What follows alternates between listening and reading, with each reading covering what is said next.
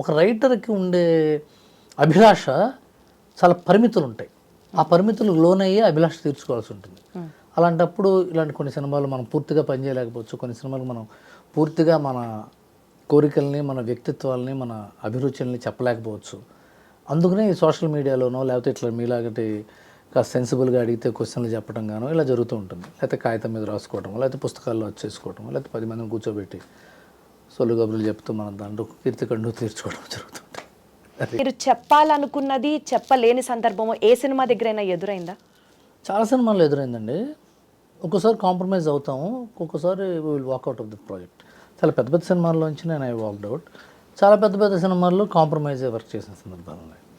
చిన్న సినిమాల్లో ఒక్కోసారి ఏమవుతుందంటే చిన్న సినిమాల్లో పనిచేసేటప్పుడు రైటర్కి ఎక్కువ వాయిస్ ఉంటుంది. ఎందుకంటే మిగతా పార్టిసిపెంట్స్ ఇన్ ద ఫిలిం కూడా చిన్నవాళ్ళు అవుతారు కదా, అప్పుడు ఈక్వల్ వాళ్ళు అవుతారు.